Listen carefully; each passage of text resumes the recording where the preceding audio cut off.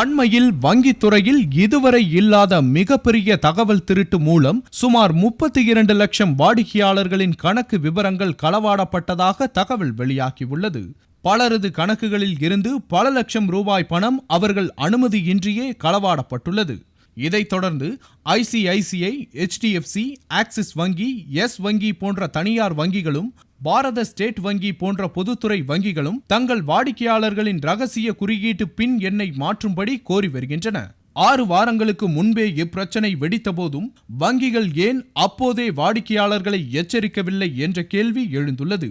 இந்நிலையில் இந்த விவகாரம் தொடர்பாக அறிக்கையை தாக்கல் செய்யும்படி சம்பந்தப்பட்ட வங்கிகளுக்கு ரிசர்வ் வங்கி உத்தரவிட்டுள்ளது. இதேபோல ரிசர்வ் வங்கியிடமிருந்து மத்திய நிதி அமைச்சகமும் அறிக்கையை கோரியுள்ளது. எத்தனை டெபிட் கார்டுகளின் விவரம் களவாடப்பட்டுள்ளது, எவ்வளவு தொகை அதிலிருந்து எடுக்கப்பட்டுள்ளது போன்ற விவரங்கள் இந்த அறிக்கையில் இடம்பெறும். சில ஆயிரம் கார்டுகளின் விவரங்கள் மட்டுமே களவு போயிருந்தாலும் அதில் மோசடி செய்யப்பட்ட தொகை பல 100 கோடிகளை தாண்டி இருக்கலாம் என்று சந்தேகிக்கப்படுகிறது.